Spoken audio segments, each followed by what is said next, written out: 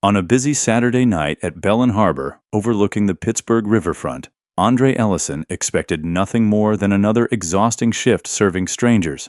But when billionaire Celeste Whitaker left a 0.00 tip and secretly slipped a handwritten warning beneath her plate, his ordinary life changed forever. Within minutes, Andre found himself pressured to sign paperwork declaring the restaurant completely safe, even though he already knew something wasn't right. As hidden lies began surfacing behind polished smiles, one devoted father would discover that the greatest test of his life had never been about money. It was about whether he would stay silent or risk everything to protect people who would never even know his name.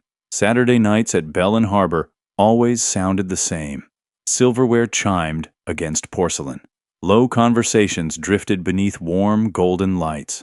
The soft notes of a jazz piano floated through the dining room, while the Monongahela River reflected thousands of tiny lights outside the floor-to-ceiling windows. Andre Ellison moved quietly between tables, balancing two dinner plates with the calm precision that came from years of practice. He smiled when customers looked up. He nodded when they didn't.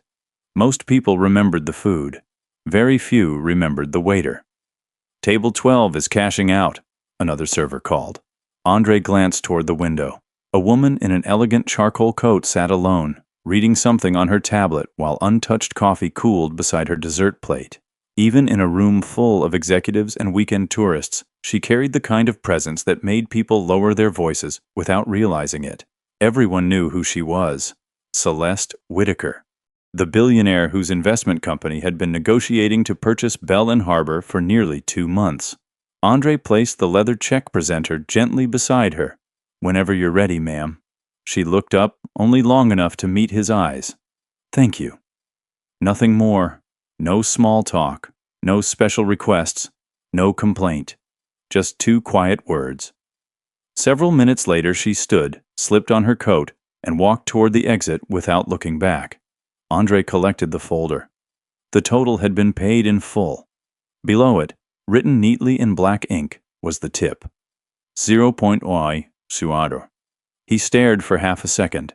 Around him, conversations continued as if nothing had happened. Then he heard someone whisper, "Seriously?" Another server leaned toward the hostess stand. "The richest woman in Pennsylvania leaves 0?" A bartender shook his head. "Guess even billionaires can be cheap." Someone else gave Andre a sympathetic smile that somehow felt worse than a joke. He simply folded the receipt once and slipped it into his apron. No sigh, no complaint, no eye roll. There wasn't enough energy left in his life to waste on being offended. He reached for the dessert plate. As he lifted it, something white caught his attention. A folded square of paper had been tucked beneath the edge of the plate where no one else could have seen it. Andre frowned. He unfolded it. One sentence, written in the same neat handwriting. "Don't sign anything tonight. Ask your daughter why the back exit is always locked." His heartbeat slowed instead of racing. Naomi. How did this woman know he even had a daughter? Andre instinctively looked toward the hallway leading to the employee lounge. Beyond the swinging kitchen doors, hidden from the dining room, Naomi was finishing homework while waiting for his shift to end, exactly as she did whenever the babysitter canceled. No guests were supposed to know that. He read the note again. The words didn't sound like a threat. They sounded like a warning. Behind him, someone called his name. Andre. He folded the note into his palm before turning. Douglas Keene, the restaurant manager, stood near the office door with the stiff posture of someone already expecting obedience. "There you are." Andre slipped the paper into his apron pocket. "You needed me?" Douglas forced a smile that never reached his eyes. "Just for a minute." Andre glanced once more toward the hallway where Naomi waited out of sight, then back at Douglas. "I'll be right there." As he followed the manager through the dining room, he couldn't shake the strange sentence echoing in his mind. "Ask your daughter why the back exit is always locked." The office door closed behind them. Douglas placed a thick folder on the desk and turned it toward Andre. "Corporate needs every employee to sign this before the end of the night." Andre looked down. The first page carried the restaurant logo above several paragraphs of formal language. Near the bottom, one line stood out. I certify that all emergency exits at Bellin Harbor remain fully accessible and compliant at all times. Douglas slid a pen across the desk. Go ahead, he said. It'll only take a second. Andre didn't reach for it. Instead, he read the first paragraph again, slowly enough to notice every carefully chosen word. The document didn't ask whether the restaurant was safe. It asked him to certify that it was. A subtle difference. One signature could turn assumptions into facts. Douglas rested both hands on the desk. Corporate paperwork, he said casually. Nothing unusual. Andre kept reading. Every emergency exit remains fully accessible. Every fire alarm is inspected weekly. All employees have completed safety training. His eyes stopped moving. He knew at least 3 of those statements weren't true. Just 2 weeks earlier, he had watched a delivery cart block the rear hallway for nearly an hour during dinner service. Last month, one of the kitchen alarms had chirped all evening before someone disconnected it because customers complained about the noise. He looked up. I don't remember signing off on any new inspections. Douglas's smile tightened just enough to notice. That's because you don't need to. Management already handled all of that. Then why do you need my signature? Because everyone signs. The answer came too quickly. Andre glanced at the office window overlooking the dining room. Beyond the glass, waiters crossed between tables while guests laughed over expensive dinners. From here, everything looked perfect. Too perfect. Douglas lowered his voice. Look, Andre. Ms. Whitaker's company is reviewing every department before the purchase goes through. They want complete employee files. He tapped the paper. No missing signatures.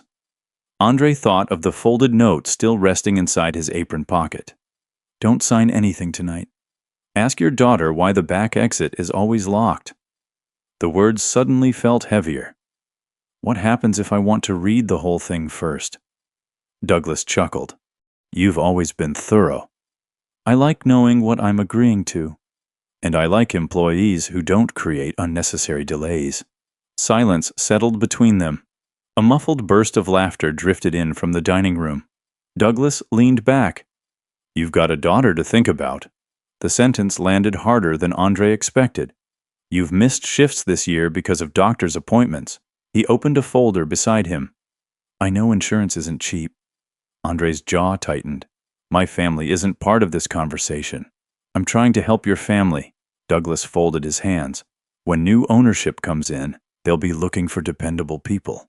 His eyes settled on Andre. People who cooperate.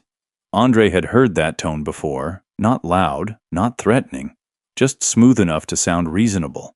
You've been one of our most reliable servers, Douglas continued. I'd hate to see paperwork become the reason opportunities pass you by.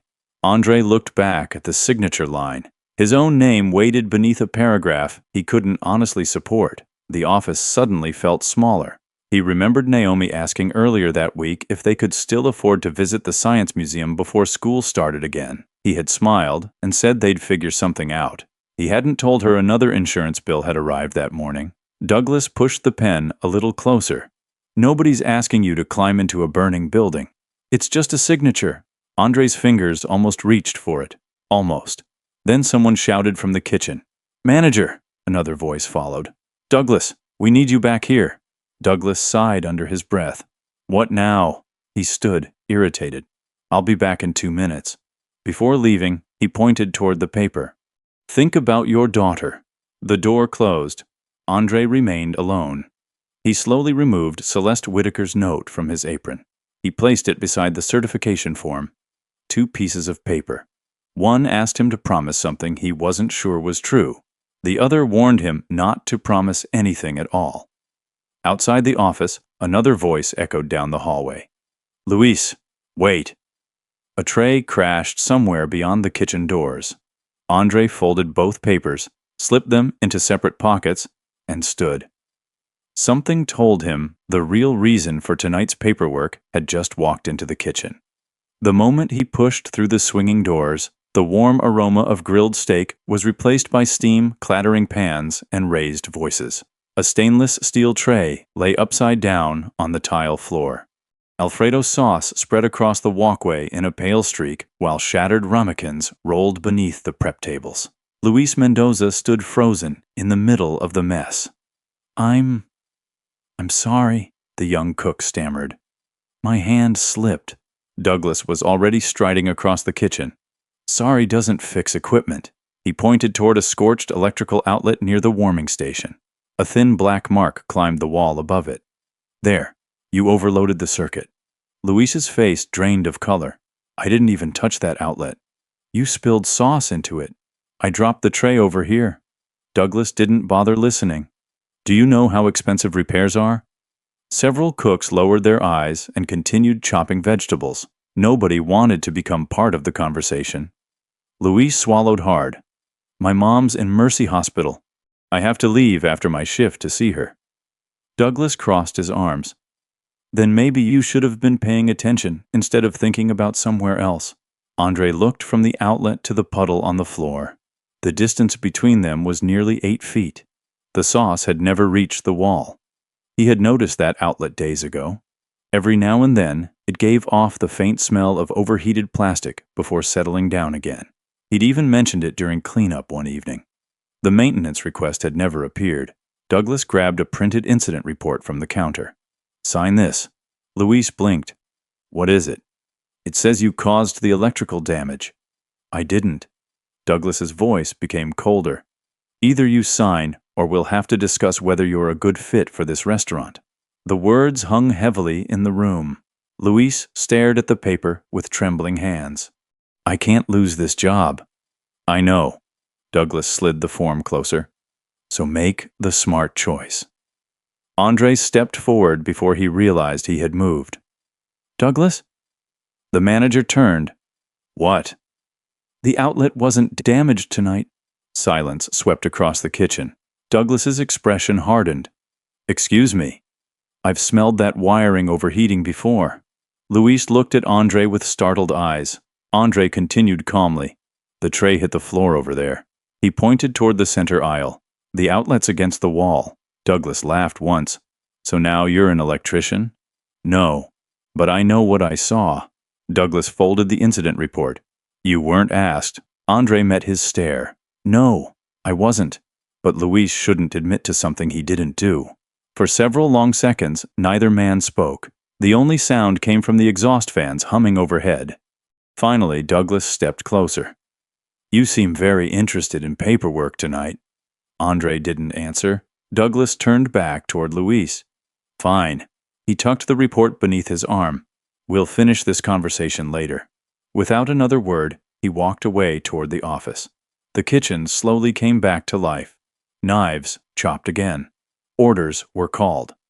Someone restarted the warming station. Luis let out a shaky breath. You didn't have to do that. Andre picked up the overturned tray and handed it back. Yes, he said quietly. I did. Luis rubbed his forehead. If I lose this job? You haven't. Not yet. The young cook glanced toward the dining room. My little sister's waiting for me at our neighbor's apartment. I promised I'd pick her up before midnight. Andre nodded. I'll switch sections with Ethan. Luis frowned. What? I'll cover the late cleanup in your place. You'd stay? So you can leave on time. Luis stared at him. You barely know me? Andre offered a tired smile.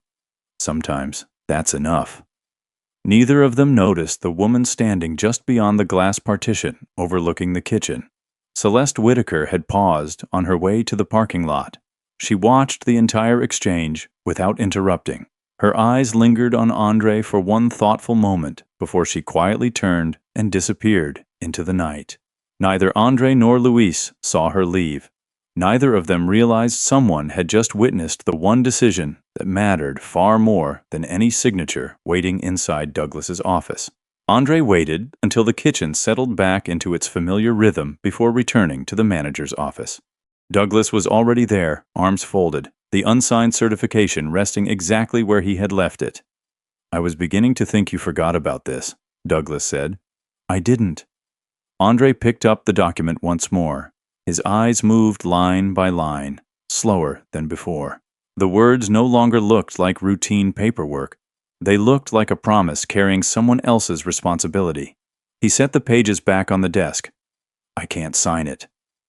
Douglas's expression remained calm, but the warmth disappeared from his voice. You can't? Or you won't? I can't certify something I know isn't true. Douglas let out a slow breath through his nose. You've worked here long enough to know how these things work. I've worked here long enough to know those exits aren't always open. For a moment, neither man spoke. Outside the office window, servers carried trays through the dining room as if the restaurant itself had no idea two very different futures were being decided behind a closed door. Douglas leaned forward. Do you honestly think one signature changes anything? It changes my name. The answer came quietly.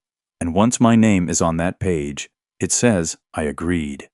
Douglas studied him for several seconds before giving a short laugh. You always did make simple things complicated. Andre didn't respond.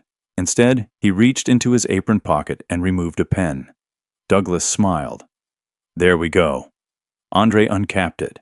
Then, beneath the signature line, he wrote a single sentence in careful block letters. I cannot certify statements that I know to be inaccurate.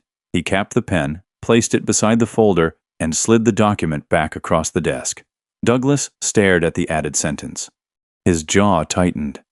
You just made a very expensive mistake. I wrote the truth. You embarrassed management. I answered the document.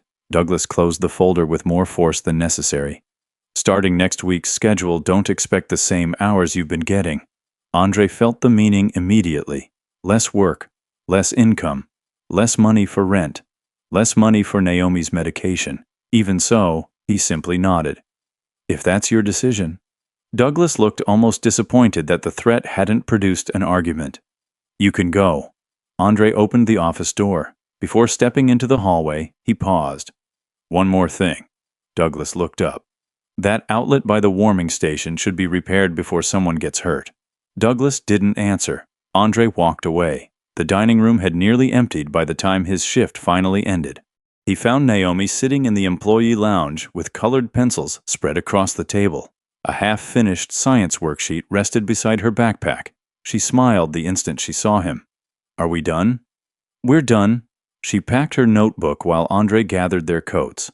As they walked through the quiet restaurant, Naomi glanced toward the rear hallway. Dad? Yeah? She hesitated. Remember when I couldn't open that back door a few weeks ago? Andre stopped walking. The folded note in his apron suddenly felt heavier than ever. What about it? Naomi shrugged. I just wondered why it was locked. I thought emergency doors weren't supposed to lock. Andre looked toward the dark hallway. For the first time that night, he realized the note hadn't asked whether the door was locked. It had asked him to ask Naomi. Someone already knew the answer, and somehow they knew she did too. Andre didn't answer right away. He rested his hand gently on Naomi's shoulder as they walked through the quiet restaurant. Chairs were already upside down on half the tables, and the last dishwasher hummed in the distance. Outside, the river reflected ribbons of gold across the dark water. When did you notice it? He finally asked. Naomi tightened the straps of her backpack. A few weeks ago. Were you by yourself? She shook her head. I was waiting for you after my homework. I thought I'd surprise you by meeting you outside. Andre listened without interrupting. I pushed on the bar, but it wouldn't move. Did anyone see you? A man from the kitchen. What did he say? He looked around first. Naomi frowned, trying to remember. Then he said, Use the front door. Don't worry about this one. Andre slowed his pace. Did he unlock it? No. Did anyone else? She shook her head again. I thought maybe it was broken. The words settled heavily between them. Andre had spent years teaching Naomi simple habits without making them feel like lessons. Whenever they entered a movie theater, a grocery store, or a doctor's office, he'd quietly point out the nearest exit. Always know 2 ways out, he'd tell her. She had treated it like a game. Now she was old enough to realize it wasn't. Outside, the cool night air carried the scent of the river. Andre unlocked his aging sedan, and Naomi climbed into the passenger seat. As they drove through downtown Pittsburgh, neither of them spoke for several blocks. Finally, Naomi looked out the window. Did I do something wrong? Andre glanced at her. No. You got really quiet. He smiled, though it didn't quite reach his eyes. I'm thinking. About the door? About a lot of things.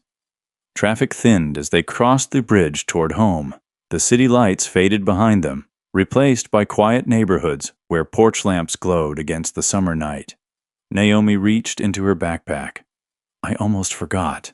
She pulled out a small yellow plastic whistle attached to a worn blue key ring. Dad, Andre laughed softly.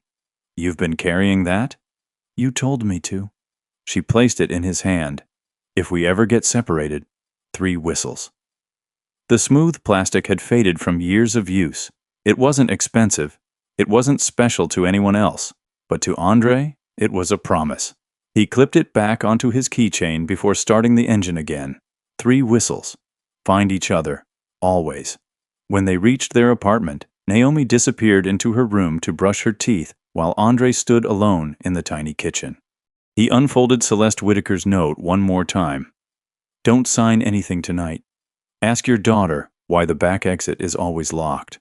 His eyes lingered on the last 6 words. She hadn't guessed. She had known. That meant someone had either been watching the restaurant or someone inside had been talking. Andre folded the note carefully and slipped it into his wallet instead of his apron. Whatever was happening at Bellin Harbor was bigger than an unsigned form. And for the first time since he started working there, he had the uneasy feeling that someone had chosen him. Not because he was a waiter, but because they believed he would refuse to look away. The next morning arrived quietly. Sunlight filtered through the thin curtains of Andre's apartment while the coffee maker sputtered on the kitchen counter. Saturdays belonged to Bellin Harbor. Sundays belonged to Naomi.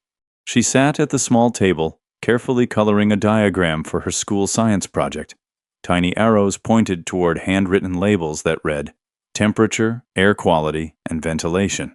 Andre smiled as he flipped pancakes onto 2 chipped plates. I think those are the most colorful graphs I've ever seen. Naomi grinned. Our teacher says science doesn't have to be boring. I'm starting to believe her. She laughed, then reached for the syrup.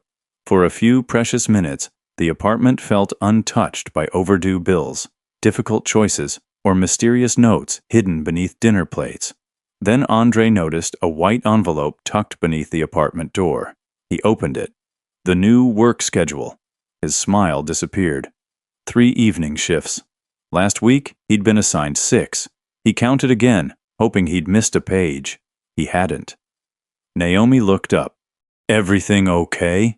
Andre folded the paper before she could read it. Looks like they're cutting hours. Just for this week? I hope so. She nodded, accepting the answer, though he could see questions forming behind her eyes. After breakfast, Naomi disappeared into her bedroom to finish her homework while Andre spread the month's bills across the kitchen table. Rent, electricity, insurance. The medical statement sat on top. He unfolded it slowly. Past due. He closed his eyes for a moment. The inhaler sitting beside Naomi's backpack suddenly seemed more valuable than anything else in the apartment. His phone buzzed. A message from Ethan, another server. Heard Douglas wasn't happy yesterday. Watch your back. Andre typed a short reply. Thanks. Nothing more. There wasn't anything else to say. Late that afternoon, he drove Naomi to the neighborhood library, where she loved spending a few quiet hours reading while he picked up extra grocery items. As they walked toward the entrance, Naomi slipped her small hand into his. Dad? Yeah? You always tell me to tell the truth. I do. Even if it makes things harder? Andre looked down at her. Especially then. She seemed satisfied with the answer. Good. She smiled and hurried toward the children's section. Andre watched her disappear between the bookshelves before taking a seat near the front windows. His wallet rested in his jacket pocket. Inside, it was the folded note from Celeste Whitaker. He took it out once more. The handwriting was elegant but firm, not emotional, not dramatic, almost deliberate. Someone with resources could have sent an email, made a phone call, requested a private meeting. Instead, she'd left a $0 tip and hidden a warning where only he would find it. Why? Because she didn't trust anyone else? Or because she wasn't sure who inside Bellin Harbor was still telling the truth? Andre folded the note again. Whatever answer waited ahead, one thing had already changed. Yesterday, Refusing to sign had cost him half his workweek. Tomorrow, it might cost him much more. Yet deep down, another thought refused to leave him. If someone had gone to such careful lengths to warn him, then the danger they feared had probably already begun. Monday arrived with gray skies hanging low over Pittsburgh. Bellin Harbor looked exactly as it always had from the outside: polished windows, fresh flowers by the entrance, and a valet greeting customers with a practiced smile. Inside, however, something had changed. People stopped talking when Andre walked into the staff room. Two servers glanced at the weekly schedule posted on the bulletin board before quickly looking away. Someone offered him an awkward smile. Another quietly gathered her things and slipped out without saying good morning. Andre didn't have to read the schedule to know why. 3 shifts, exactly as Douglas had promised. He unclipped his name tag from his locker and pinned it onto his shirt without saying a word. "You okay?" Ethan stood beside him, lowering his voice. "I've been better. I heard Douglas telling payroll you weren't flexible." Andre almost laughed. Flexible. That's the word he used. Andre closed his locker. Funny way to describe someone who wouldn't lie. Before Ethan could answer, Douglas stepped into the room. "Morning, everyone." The chatter disappeared instantly. Douglas held a clipboard beneath one arm. "We're expecting several investors this week. I want perfect service, no mistakes." His eyes settled on Andre for just a second longer than everyone else. "And I expect professionalism from every member of this team." The message was clear. Andre wasn't being fired. He was being isolated. As the lunch rush began, he noticed something else. His regular section along the river windows had been reassigned. Instead, he was serving 6 small tables near the service hallway, where tips were usually the lowest and customers rarely lingered. It wasn't an accident. Douglas had made sure everyone would notice. Still, Andre greeted every guest with the same calm voice.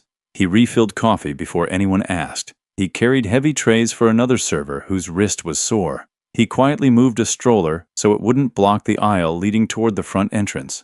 Habits. The kind no one applauded because they happened every day. Around 2 o'clock, Luis appeared beside him, carrying a crate of produce. "They cut your section," Andre smiled faintly. "I noticed." Luis hesitated. "I'm sorry." "You didn't do it." "No. But it happened because of me." Andre shook his head. "It happened because I answered honestly." Luis looked down. "I kept thinking about what you said." "What part?" Luis shouldn't admit to something he didn't do. A slow breath escaped him. "No one's ever said that to me at work before." Before Andre could respond, Douglas called from across the dining room. "Luis!" The young cook flinched.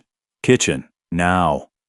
Luis hurried away. Andre watched him disappear through the swinging doors. He recognized that look. It wasn't laziness. It wasn't disrespect. It was fear, the kind that convinced good people to stay silent. Late in the afternoon, Andre passed the rear hallway while carrying a bus tub toward the dish station. Almost without thinking, he stopped. The emergency exit stood at the end of the corridor. A bright red exit sign glowed overhead. Everything looked normal, until he reached for the push bar. It didn't move, not even an inch. He looked down. A heavy metal bar had been fastened across the inside of the door, hidden low enough that it couldn't be seen from the hallway unless someone walked all the way over. Andre stared at it. Naomi hadn't imagined it. The note hadn't exaggerated. The exit really had been locked. Footsteps echoed behind him. He turned just as Douglas rounded the corner. For one brief second, both men looked at the same door. Neither of them spoke, but Andre realized something the moment Douglas's expression changed. The manager hadn't expected anyone to be standing there. Douglas recovered almost instantly. "What are you doing back here?" he asked. Andre kept one hand resting lightly against the panic bar. "I was taking dishes to the kitchen." "And?" "I checked the exit." Douglas walked closer, his polished shoes clicking against the tile. "Why?" "Because emergency exits are supposed to open." "They do." Andre gave the bar another firm push. It didn't move. The metal brace held it tightly in place. Douglas glanced toward the end of the hallway before lowering his voice. "That door stays secured during deliveries." "It's 3 in the afternoon." "So?" "There aren't any deliveries." Douglas folded his arms. You've become very interested in things outside your job description. Andre looked directly at him. Keeping exits clear isn't outside anyone's job when people are inside the building. For a brief second, neither man blinked. Then Douglas stepped past him, crouched beside the door, and unlatched the heavy steel brace with practiced hands. The bar swung free. He pressed the panic bar. The door opened smoothly. "There," Douglas said, almost smiling. "Problem solved." Andre didn't answer immediately. "What time was it locked?" "It wasn't." "I just saw you remove the brace." Douglas closed the door again. "You saw me remove temporary security equipment." He locked eyes with Andre. "Don't confuse the two." The conversation ended there. Douglas picked up the steel brace and carried it toward a nearby storage closet. Instead of placing it inside, he leaned it casually against the wall, as though it belonged there, as though this wasn't the first time it had been used.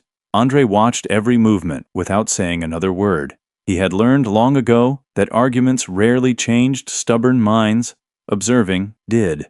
Remembering did.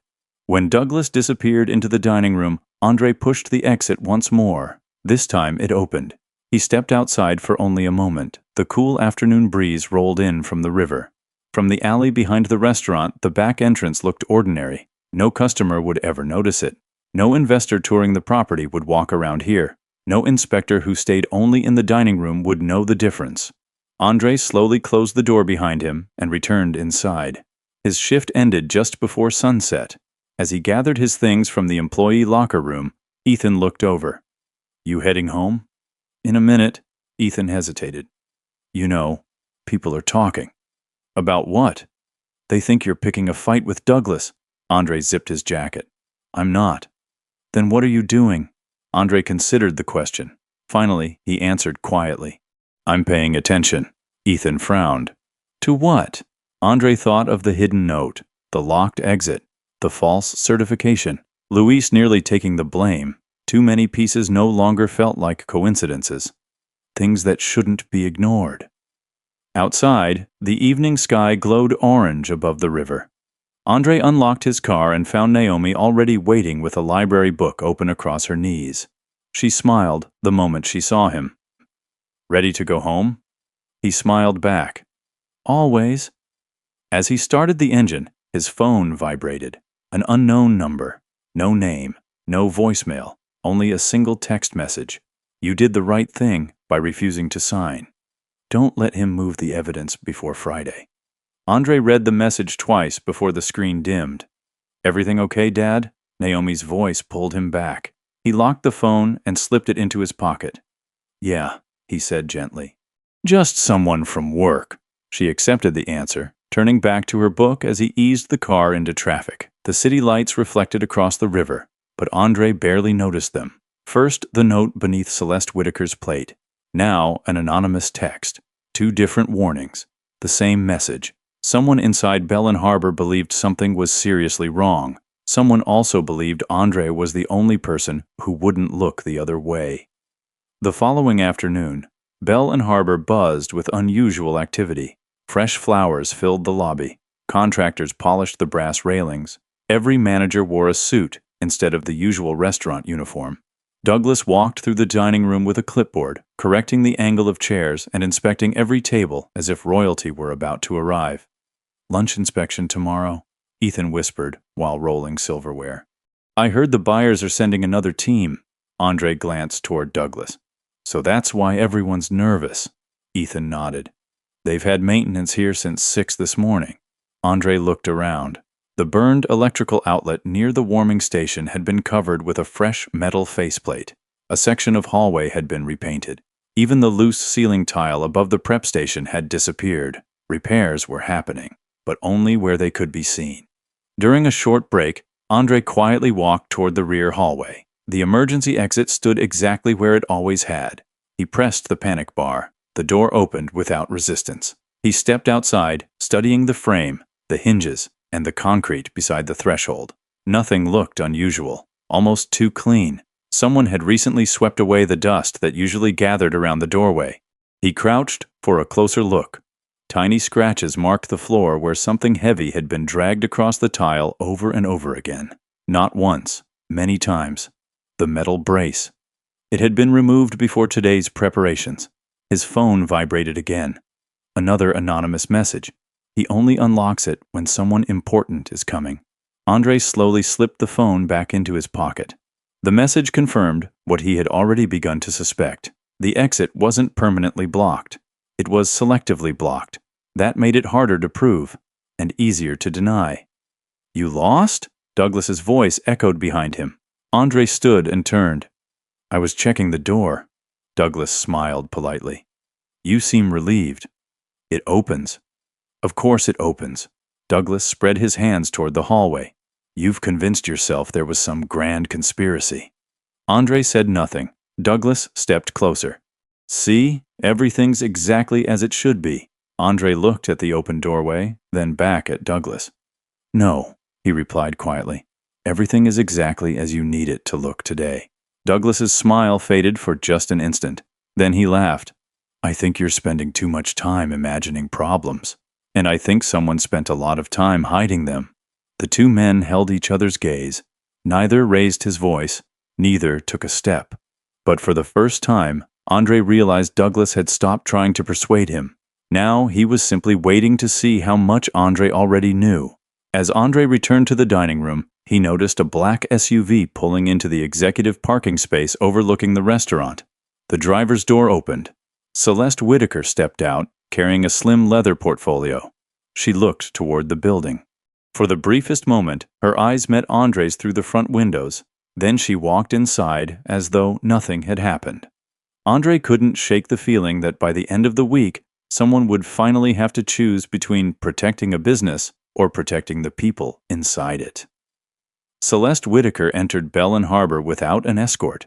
There were no flashing cameras, no reporters, no dramatic announcement. She acknowledged the hostess with a polite smile, accepted a cup of black coffee from a server, and quietly began walking through the restaurant with two members of her acquisitions team. Douglas transformed almost instantly. The tense manager who had barked orders all morning now wore an easy smile. "Ms. Whitaker," he said warmly, "welcome back. We've completed every item from your last review." "I'm glad to hear it," Celeste replied. "I'd still like to look around." "Of course."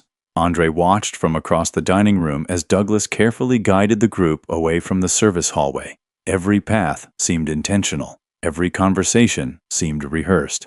When they approached the kitchen entrance, Douglas stopped just long enough to point toward the dining room. "Our customer experience has always been our strongest asset." Celeste's eyes drifted past him. For the briefest moment, they met Andre's. She gave no sign of recognition. Instead, she simply continued walking. It was almost convincing. Almost. During the lunch rush, Andre noticed something else. The rear hallway remained unusually quiet. A maintenance cart had been parked several feet from the emergency exit, not blocking it completely, but discouraging anyone from walking that way. He carried a tray of iced tea toward the kitchen and deliberately chose the longer route. As he passed the hallway, he glanced toward the exit. The metal brace was gone. The door stood unlocked, exactly as it had the day before, only because inspectors were inside the building. Andre kept walking. He understood now. The problem wasn't the condition of the door. It was the routine. Unlock it when important people arrive. Lock it again after they leave. A routine invisible to anyone who visited only once. Hours later, the inspection concluded. Celeste thanked the staff with the same calm professionalism she had shown throughout the afternoon. "We appreciate everyone's cooperation."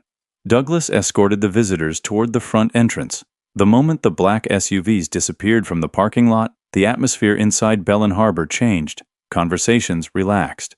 Ties loosened. Someone in the kitchen laughed. Douglas disappeared into his office. 20 minutes later, Andre carried a stack of clean glasses toward the rear hallway. He stopped. The maintenance cart was gone. So was the open doorway. A dull metallic sound echoed down the corridor. Clang. Andre took 3 quick steps forward. Douglas stood with his back turned, lowering the heavy steel brace into place across the emergency exit. The movement was practiced, effortless, as though he had done it dozens of times before. Douglas heard the footsteps and slowly turned. Neither man spoke. The hallway suddenly felt much narrower. Douglas rested one hand on the brace. You really should stop wandering back here. Andre looked from the brace to the bright red exit sign glowing above it. The inspection's over. Douglas's voice was flat. So is the need for this door. Andre held his gaze. No emergency waits for a better day. For the first time, Douglas didn't bother pretending. His expression hardened. This restaurant has been operating just fine for years, Andre answered quietly. Until the day it doesn't. Douglas stepped closer. You know what your problem is? Andre said nothing. You think honesty is enough to change the world? A faint smile crossed Andre's face. No. I think honesty is where change starts. Douglas shook his head with visible frustration. You'll learn. Andre glanced once more at the locked exit before turning away. As he walked back toward the dining room, he slipped his phone from his pocket. Without stopping, he opened the camera. He didn't photograph Douglas. He photographed the heavy steel brace secured across the emergency door beneath the glowing exit sign. For the first time since this began, Andre wasn't relying only on memory. He had proof that the door had been locked again, and deep inside, he knew the week ahead would no longer be about suspicion. It would be about evidence. Andre didn't tell anyone about the photograph. Not Ethan. Not Luis. Not even Naomi. He emailed the image to a private account that evening, then saved a second copy on an old flash drive tucked inside the kitchen drawer beneath a stack of takeout menus. If something happened to his phone, he didn't want the only proof disappearing with it. The apartment was quiet except for the soft hum of the refrigerator. Naomi sat at the table, carefully measuring tiny plastic containers for her science project. What are you building? Andre asked. A better way to compare air temperatures, she said, without looking up. Mrs. Collins says if you collect enough information, patterns start showing up. Andre smiled. Sounds like good advice. She looked up. You look tired. Long day. You've said that 3 days in a row?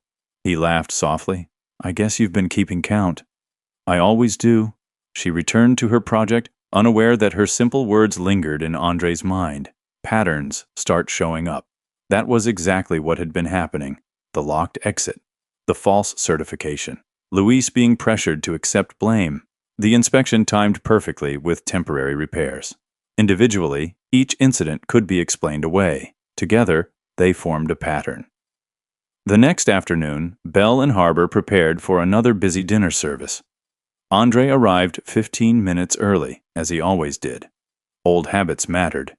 He checked the dining room. He counted occupied tables. He noted where the high chairs had been placed.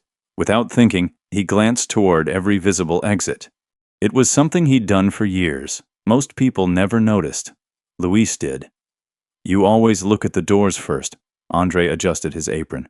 I like knowing how people get out. Luis smiled faintly. My grandfather used to do that. What did he do? Volunteer firefighter. Andre nodded. Then he probably saved more people than anyone ever thanked. Before Luis could answer, Douglas stepped into the kitchen. I need everyone in the meeting room. The staff gathered around a long stainless steel prep table. Douglas stood at the front with a folder in his hands. River Festival weekend starts Friday. A few employees exchanged nervous looks. It'll be our busiest event of the year, Douglas continued. Every reservation is booked. Investors, local officials, private parties, failure isn't an option. He began assigning extra shifts. Most employees received additional hours. When he reached Andre's name, he barely looked up. No changes. 3 shifts, exactly the same reduced schedule. Andre said nothing. Douglas closed the folder. Questions? No one spoke. As everyone started to leave, Douglas added one final sentence. And remember, no employee discusses internal operations with guests, inspectors, or outside companies. If anyone has concerns, they come directly to management. His eyes settled briefly on Andre. The message couldn't have been clearer. After the meeting, Ethan caught up with Andre near the coffee station. He's talking about you. I know. You could make this easier. Andre poured himself a cup of coffee. How? Apologize. For what? Ethan hesitated. I don't know. Neither do I. Andre carried the cup toward the service hallway. He wasn't looking for trouble anymore. He was looking for consistency. As he passed the rear corridor, he noticed something that hadn't been there before. A brand new potted tree, large enough to decorate the hallway, large enough to partially hide the emergency exit from anyone walking past. Andre stopped. He looked at the tree, then at the door behind it. Another small change, another piece of the same pattern. Someone wasn't simply hiding a problem anymore. Someone was slowly teaching everyone not to see it. Andre left the potted tree exactly where it was. He didn't move it. He didn't point it out. He simply stood there for another second, studying how easily a decorative plant could change the way people walked through the hallway. Guests naturally drifted around it. Servers hurried past it. No one looked beyond it. The emergency exit had become part of the background, invisible without actually being hidden. Andre, he turned. Luis balanced a crate of fresh vegetables against one hip. You okay? Andre nodded toward the tree. Was that here yesterday? Luis frowned. I don't think so. You ever notice that door? The back exit? Yeah. Luis shrugged. Honestly? Not much. Andre gave a quiet smile. That's the point. Luis looked puzzled, but before he could ask another question, someone called him back into the kitchen. Andre continued toward the dining room. His shift passed more slowly than usual. Every ordinary moment seemed different now. He noticed a hostess setting a display stand directly across from the rear hallway, narrowing the view even more. He noticed a delivery driver stacking empty boxes for several minutes near the corridor before moving them away. Small things, each one easy to explain. Together, they created a habit. By the end of the evening, almost no one had walked within 10 feet of the emergency exit. As the last customers finished dessert, Andre found himself clearing table 12. The same table where Celeste Whitaker had left the $0 tip. He paused for a moment, resting his hand on the polished wood. Only a week earlier, he had believed the note was about him. Now he understood. It had never been about him. It had been about everyone who trusted that building to keep them safe. Still thinking about that customer? Ethan stood beside him with a tray tucked under one arm. A little. I heard she hasn't signed the purchase agreement. Andre looked up. Who told you? Accounting. Ethan lowered his voice. They expected everything to be finalized already. Andre quietly wiped the tabletop. Maybe she's waiting. For what? He folded the cleaning cloth. The truth. Ethan laughed softly. You really think people like her care about the truth? Andre looked toward the river beyond the windows. I don't know, but I think she cared enough to leave a warning. Ethan's smile faded. Before he could respond, Douglas appeared at the end of the dining room. Andre. His voice carried the same polished calm it always did. My office. A few employees exchanged quick glances before returning to work. Andre followed without asking why. Douglas closed the office door behind them. Instead of sitting, he remained standing beside the window. I've been hearing interesting things. Andre waited. You're asking questions. I'm doing my job. No. Douglas slowly turned to face him. You're making people nervous. Andre kept his voice even. If people are nervous because I asked whether an emergency exit works, maybe they're worried about the wrong thing. Douglas stared at him for several long seconds. Then he opened a desk drawer and removed a new folder. I've decided to give you one last opportunity. He slid the folder across the desk. Inside was another certification form, almost identical to the first one, except this version carried tomorrow's date. I had legal prepare an updated copy, Douglas said. You can correct your mistake. Andre looked at the blank signature line. Then he closed the folder without picking up the pen. I didn't make one. Douglas's face hardened. Think very carefully before you answer again. Andre met his eyes without hesitation. I already have. The room fell silent. Outside the office, the restaurant lights reflected across the river.